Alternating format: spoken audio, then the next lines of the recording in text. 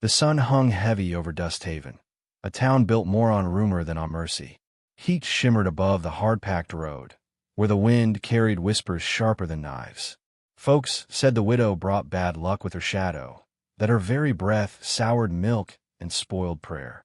You could feel it that day, that slow, mean stirring that comes before a crowd forgets its conscience.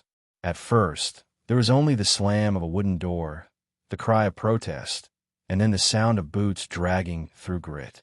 Mara Ellison, once the preacher's wife, was pulled from her porch by rough hands and righteous fury.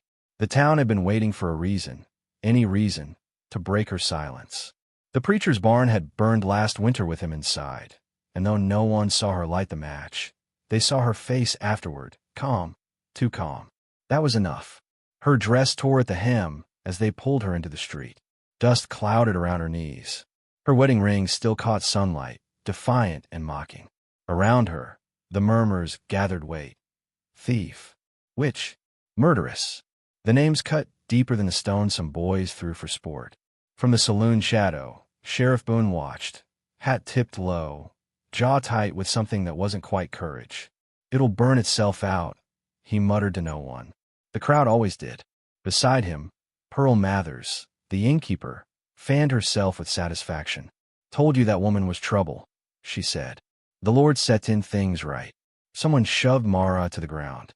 The dust swallowed her scream. Her palms scraped raw, and when she tried to rise, a boot pressed her shoulder down. "Confess," someone spat. "Tell the truth about the grain you stole from the orphans." "I didn't steal," she whispered, the words breaking apart like twigs in wind. But truth doesn't matter much when a town's already written its story. The sheriff stepped forward then, maybe to stop it, maybe just to be seen. But before he could speak, a low rumble carried across the street. A horse's hooves, steady and deliberate. The crowd parted. Heads turned, and through the glare of sun came Caleb Rowe, the rancher from the North Ridge, his broad frame casting a long shadow. Dust curled around his boots, the scent of sweat and saddle oil following him. He dismounted without a word. His rifle hung easy at his side, but the weight of his gaze made every man step back. "Touch her again," he said, voice like gravel rolling slow, "and you'll answer to me." The silence after was heavier than the heat. The only sound was the soft, broken breathing of the widow in the dust. Caleb's eyes moved from one face to another. Farmers, storekeepers, the sheriff himself, and none met his gaze. He knelt beside her. "You all right?" he asked quietly. She nodded barely. Her lip bled. Her eyes, full of humiliation, refused to meet his. He lifted her, gentle but sure, covering her shoulders with his coat. The crowd stepped aside as he led her to his horse. No one spoke. Even Pearl's lips trembled around a word she couldn't form. When he helped Mara into the saddle, she flinched at his touch. He didn't comment, just climbed up behind her and rode toward the distant hills, leaving the town behind, its silence louder than any apology. The ride back to his ranch stretched long under the sun.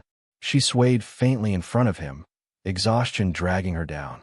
The rhythmic sound of hooves on hard earth lulled the world into stillness. Caleb said nothing, though his jaw worked like a man holding words too dangerous to let loose. By the time they reached his land, the sky had turned copper and rose. The cabin waited in the hush of tall grass, smoke curling from its chimney like a sigh. He carried her inside when she nearly stumbled, setting her by the fire. Mara's voice came thin.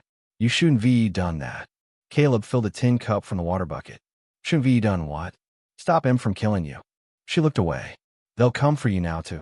He handed her the cup. "They can ride all they want. This place has got room for ghosts and gossips both." For the first time, a flicker of something like a smile touched her mouth, fleeting, fragile. She drank, and her shaking hands steadied a little. Outside, the last light faded over the fence line. Inside, the cabin filled with the soft sounds of crackling wood and distant wind. Caleb tended to her cuts in silence. Every gesture was slow, deliberate, respectful.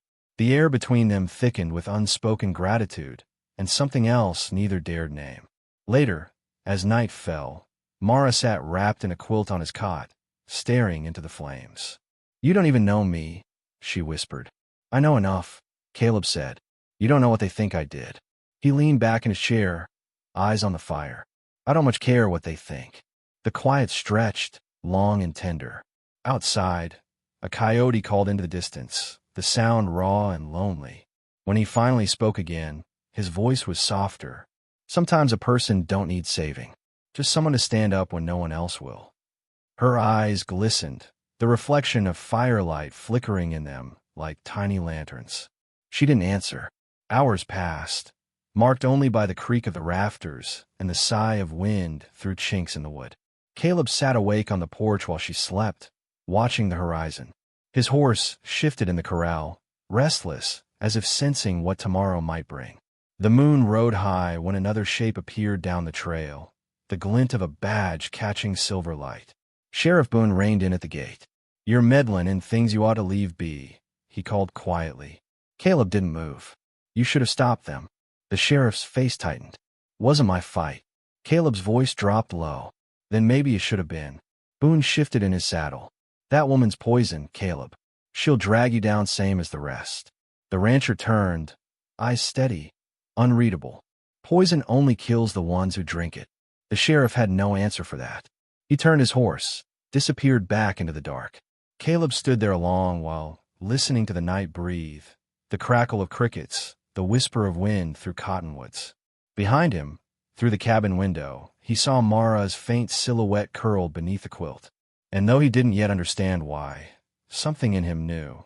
The story of that woman, and the dust that clung to her name, wasn't done yet. Morning came soft over the valley, gold spilling through mist, catching on fence posts, glazing the quiet world in light. The storm of yesterday felt far away, yet the air still carried the memory of raised voices and kicked-up dust. Mara woke to the smell of coffee and horses, her hands bandaged neatly. She sat up slow, unsure if she still dreamed. Caleb was already outside, splitting wood, shirt sleeves rolled to the elbow.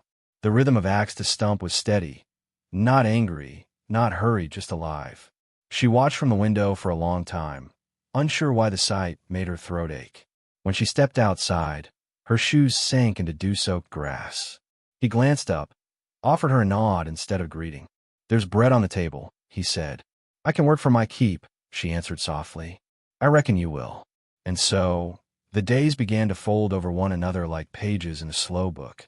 Mara fed the hens, mended a torn shirt, learned the way the land breathed in rhythm with the man who worked it. She spoke little. He spoke even less.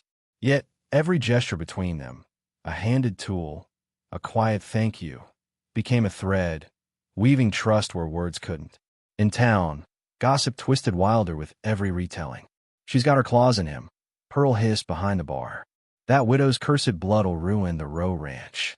Sheriff Boone said nothing, but his conscience turned uneasy each night when he saw the ridge light up with lanterns, proof that life still burned where disgrace was supposed to settle. One afternoon, Mara was trying to saddle a horse when her skirt caught in the stirrup, nearly pulling her down. Caleb caught her before she fell, his hand steadying her waist. For a moment they froze, breath close, the world shrinking to the sound of their heartbeats. She stepped back quickly, embarrassed. Thank you, she murmured. He gave a faint smile, eyes kind.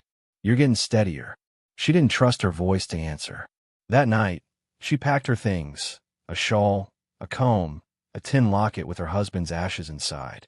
She meant to leave before dawn, spare him the weight of her name. But when she opened the door, the porch stopped her.